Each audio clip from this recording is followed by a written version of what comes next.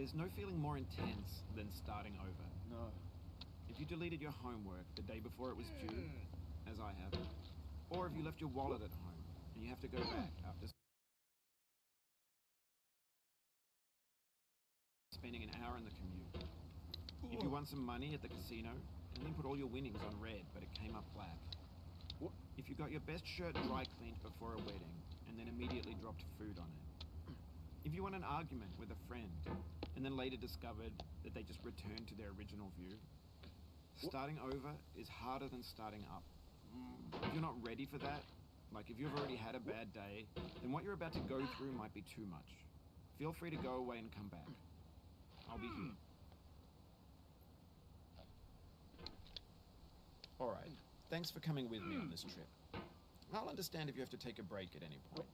Just find a safe place to stop and quit the game. Don't worry, I'll save your progress, always. Even your mistakes. This game is a homage to a free game that came out in 2002, titled Sexy Hiking. The author of that game was Jazzuo, a mysterious Czech designer who was known at the time as the father of B games. And B games are rough assemblages of found objects. Designers slap them together very quickly and freely, and they're often too rough and unfriendly to gain much of a following. They're built more for the joy of building them than as polished products. In a certain way, Sexy Hiking is the perfect embodiment of a B game. It's built almost entirely out of found and recycled parts, and it's one of the most unusual and unfriendly games of its time. In it, your task is simply to drag yourself up a mountain with a hammer. And that act of climbing, in the digital world or in real life, has certain essential properties that give the game its flavor. No amount of forward progress is guaranteed. Some cliffs are too sheer or too slippery, and the player is constantly, unremittingly in danger of falling and losing everything.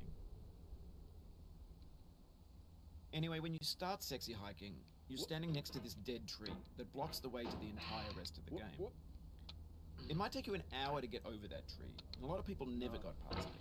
You prod and you poke at it, exploring the limits of your reach and your strength, trying to find a way up and over. And there's a sense of truth in that lack of compromise. Most obstacles in video game worlds are fake.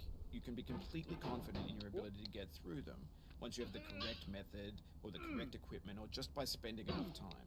In that sense, every pixelated obstacle in Sexy Hiking is real. The obstacles in Sexy Hiking are unyielding, and that makes the game uniquely frustrating. But I'm not sure Jazzuo intended to make a frustrating game. The frustration is just essential to the act of climbing, and it's authentic to the process of building a game about climbing. A funny thing happened to me as I was building this mountain. I'd have an idea for a new obstacle, and I'd build it, test it, and it would usually turn out to be unreasonably hard. But I couldn't bring myself to make it easier. It already felt like my inability to get past the new obstacle was my fault, as a player rather than as a builder. Imaginary mountains build themselves from our efforts to climb them, and it's our repeated attempts to reach the summit that turns those mountains into something real. When you're building a video game world, you're building with ideas, and that can be like working with quickset cement. You mold your ideas into a certain shape that can be played with, and in the process of playing with them, they begin to harden and set until they're immutable, like rock. And at that point, you can't change the world, not without breaking it into pieces and starting fresh with new ideas. For years now, people have been predicting that games would soon be made out of prefabricated objects, bought in a store and assembled into a world. And for the most part, that hasn't happened, because the objects in the stores are trash. I don't mean they look bad or that they're badly made, although a lot of them are. I mean they're trash in the way that food becomes trash as soon as you put it in the sink. Things are made to be consumed and used in a certain context, and once the moment is gone, they transform into garbage. In the context of technology, those moments pass by in seconds. Over time, we've poured more and more refuse into this vast digital landfill that we call the internet. It now vastly outnumbers and outweighs the things that are fresh and untainted and unused. When everything around us is cultural trash, trash becomes the new medium, the lingua franca of the digital age. And you can build culture out of trash, but only trash culture. B games, B movies, B music, be philosophy. Maybe this is what digital culture is. A monstrous mountain of trash, the ash heap of creativity's fountain. A landfill with everything we ever thought of in it. Grand, infinite, and unsorted. There's 3D models of breakfast, Gen X's fanfic novels, Scan magazines, green screen Shia LaBeouf, banned snuff scenes on LiveLeak. Facebook's got lifelike bots with unbranded adverts and candid shots of Kanye and Taylor Swift mashups, car crash epic failed GIFs, Russian dashcam vids, discussions of McRibs, discarded, forgotten, unrecycled, muddled, rotten, untitled. Everything's fresh for about 6 seconds, until some newer thing beckons, and we hit refresh. And there's years of persevering, disappearing into the pile, out of style, out of sight. In this context, it's tempting to make friendly content that's gentle, that lets you churn through it but not earn it. Why make something demanding if it just gets piled up in the landfill, filed in with the bland things?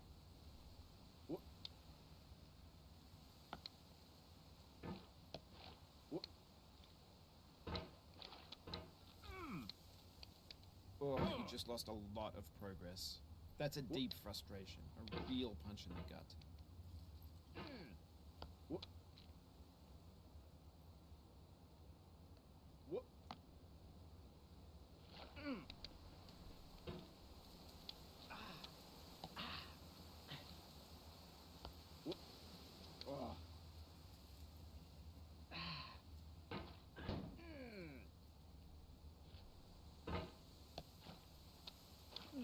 Oof, sorry about that.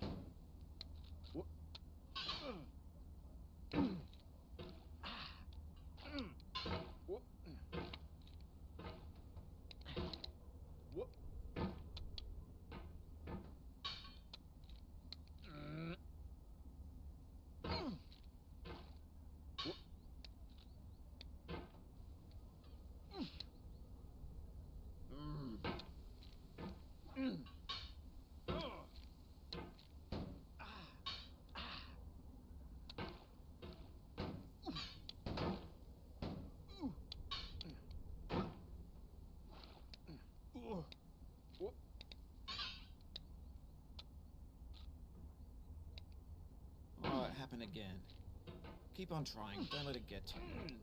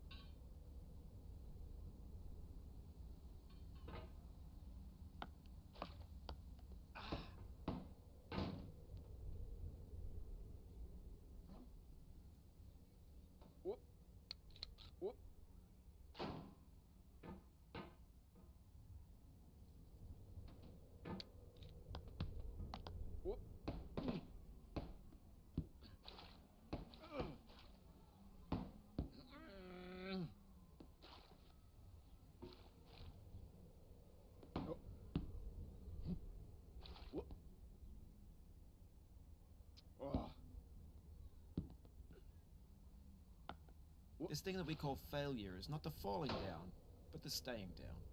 Mary Pickford.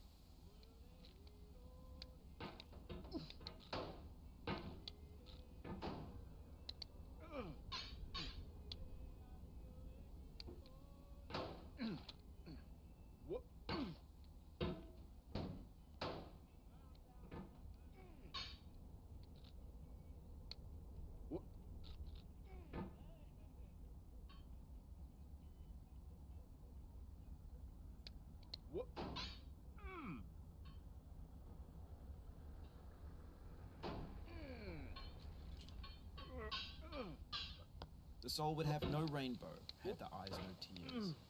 John Vance Cheney. The pain I feel now is the happiness I had before. That's the deal. C.S. Lewis.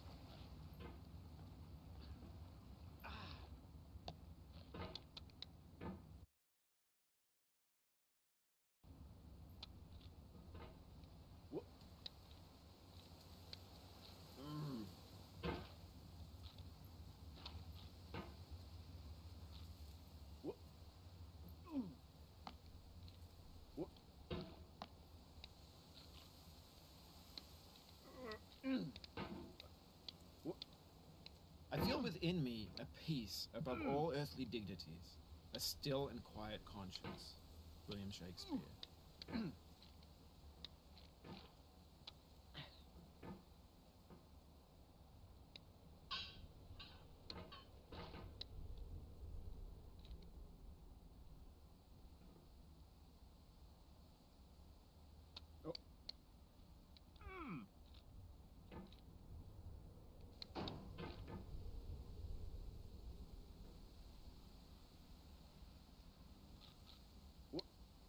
You cannot now believe that you will ever feel better.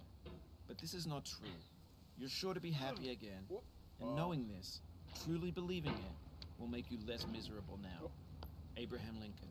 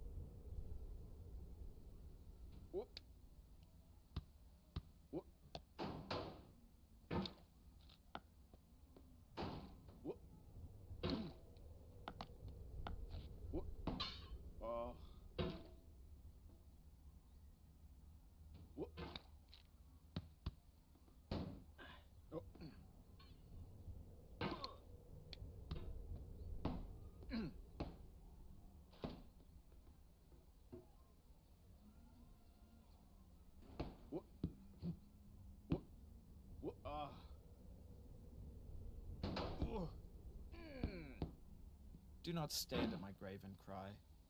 I am not there. I did not die. Mary Fry.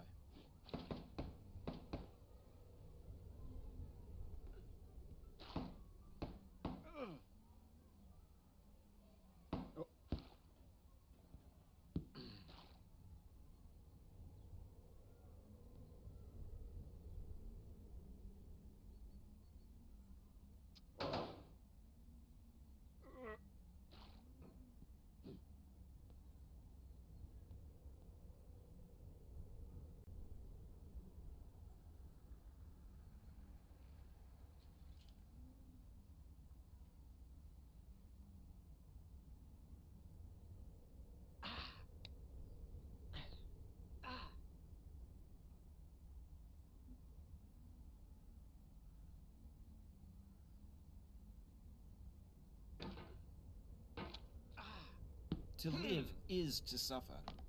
To survive is to find some meaning in the suffering. Friedrich Nietzsche.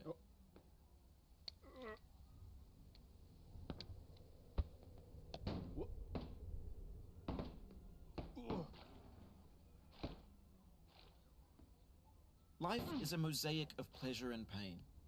Grief is an interval between two moments of joy. Peace is the interlude between two wars. You have no rose without a thorn. The diligent picker will avoid the pricks and gather the flower. Satya Sai Baba.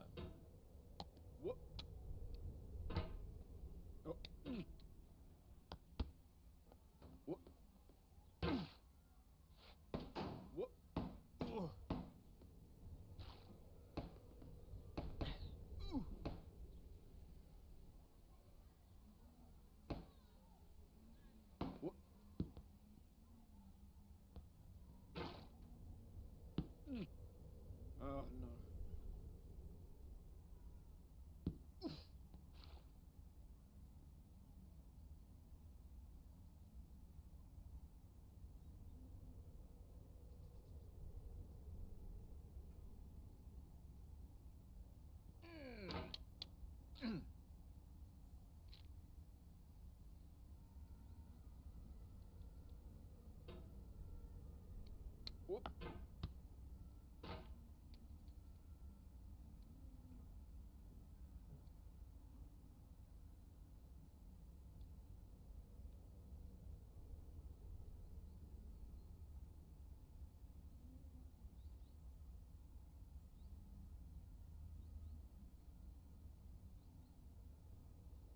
When games were new, they wanted a lot from you. Daunting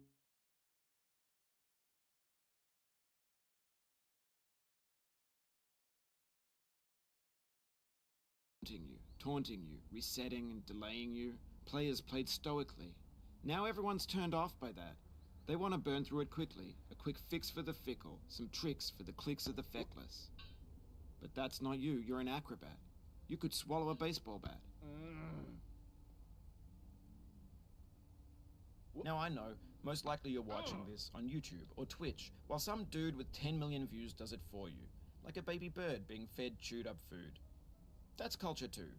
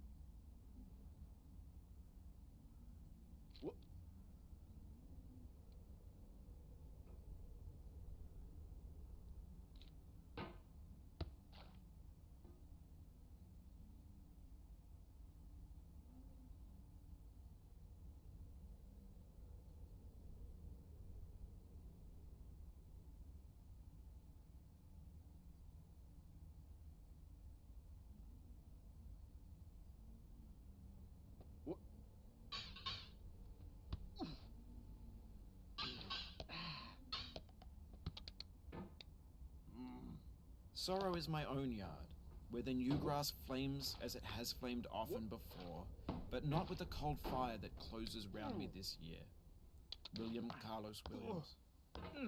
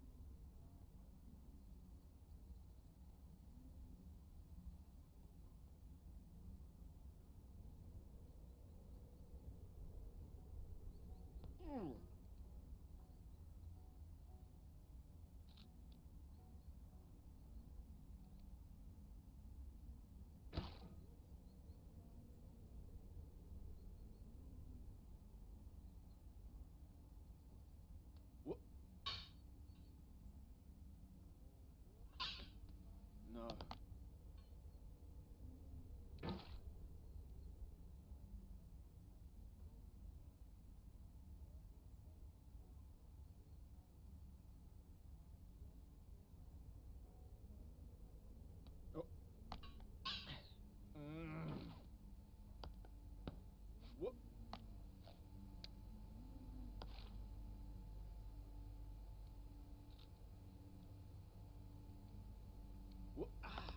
But on the off chance that you're playing this, what I'm saying is, trash is disposable, but maybe it doesn't have to be approachable. What's the feeling like? Are you stressed? I guess you don't hate it if you got this far. Feeling frustrated? It's underrated.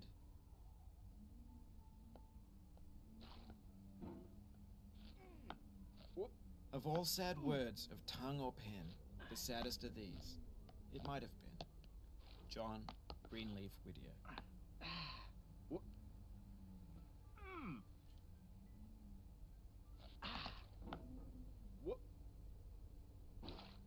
If you try to please audiences, uncritically accepting their tastes, it can only mean that you have no respect for them. Andrei Tarkovsky.